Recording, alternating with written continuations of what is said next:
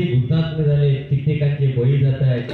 जोपर्यंत हे इंजिन चालू आहे ना, जोपर्यंत हे इंजिन चालू आहे ना, तोपर्यंत आपले सर्व आहे. इंजिन बंद पडलं की धर्मपत्नी सोना, पिल्लू, संजू म्हणणारी उमऱ्याच्या बाहेर येणार ना, थैनात म्हणणार चांगले होते, माका टाकून कसे गेले, जाणार बरोबर. कोण नाही जाणार. भाऊ स्मशानापर्यंत येणार.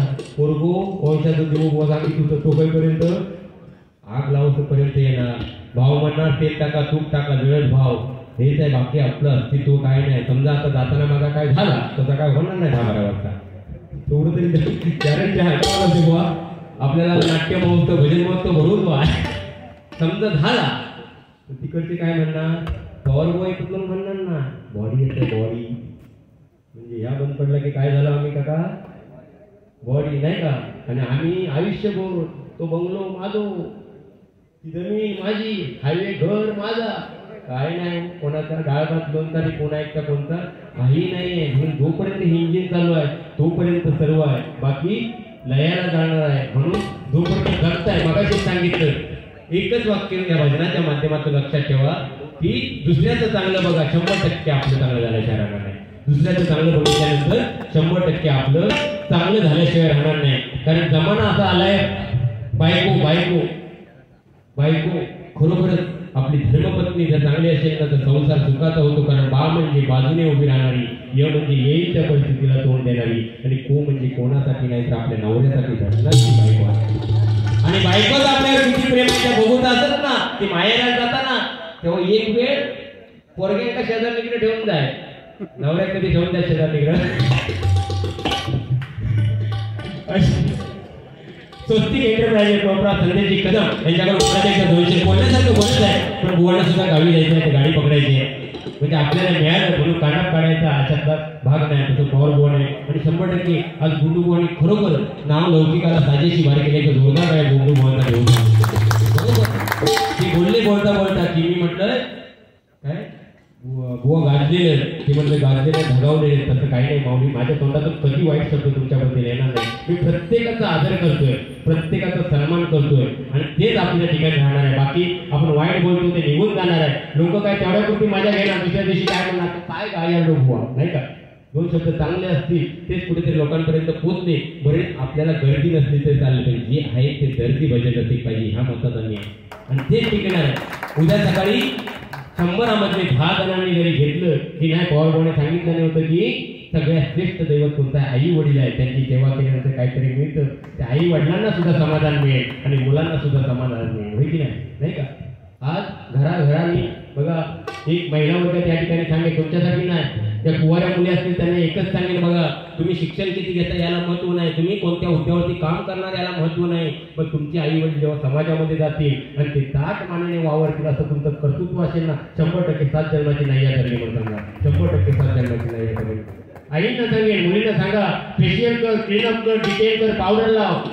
त्याने तुझ्या चेहऱ्यावरचे डाग जातील, पण तुझ्या चारित्र्यावरती लागलेले डाग आयुष्यभर जाणार नाही. तो जपायला शिकलं पाहिजे. आणि मुलींना एकच सांगितलं भजनाच्या माध्यमातून, युट्यूबच्या माध्यमातून, की तुम्ही किती शिका, किती मोठ्या व्हा, पण तुमच्या आई वडिलांना जोपर्यंत कन्यादान करण्याचा हक्क देत नाही तोपर्यंत आई वडिलांसाठी तो सुखाचा दिवस असणार नाही. म्हणजे सुखाचा दिवस बाप आपल्या रक्ताचं पाणी करून आपल्या मुलीसाठी वाट बघत असतो, मला कधी कन्यादान करायला मिळेल. आणि तीच मुलगी 18 ते 20 वर्षाची झाल्यानंतर कोणाचा जर हात पकडून येलो तो हार्ट अटॅकने मारता की नाही, हे कुठेतरी जपलं पाहिजे. बाकी बोलण्यासारखं बरंच आहे. 100% या ठिकाणी गोंधळ घेतोय ते गाणं एक पूर्ण बघायला.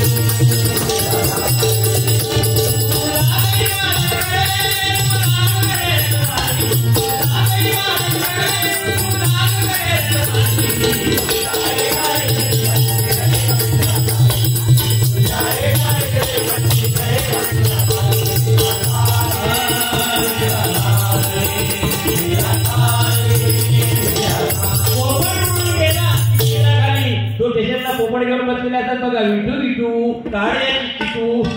त्या पोपट बसणाऱ्या सुद्धा माहिती नसतात त्याचा काय होणार आहे. थोड्या टाइम पोलीस उचलून घेऊन जातात ते का.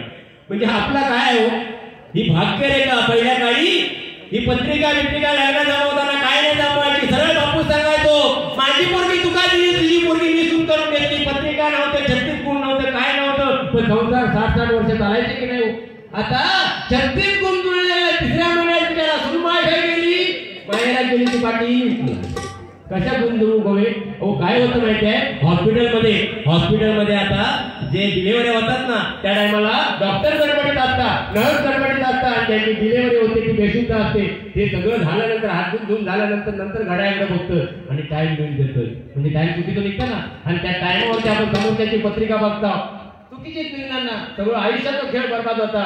पण त्या जुन्या जाणत्याने काकाने बघा, जुन्या जाणत्याने सांगितलंय ते ऐकलं ना 100% संसार सुखाचा चालणार. मंडळी स्वस्तिक एंटरप्राइजेस सन्मान्य संजयजी कदम साहेब त्यांच्यावर परत एकदा 200 रुपयाचं पारितोषिक आलंय. मंडळाच्या वतीने स्वीकारलंय. त्यांना लागला धन्यवाद देतो. धन्यवाद धन्यवाद धन्यवाद. छोटी कवल एक गोळ. अतिशय सुंदर साऊंड येतं. साऊंडवाल्यांसाठी जोरदार. ऑपरेटर बद्दल अतिशय सुंदर मौलिक. कारण आज जे काय आहे दोन्ही बुवांचे कार्यक्रम 9 दिवस चालू आहेत. दोन्ही बुवांचे तर अहोरात्र चालू असतात, पण मागे 9 दिवस चालू होते कार्यक्रम.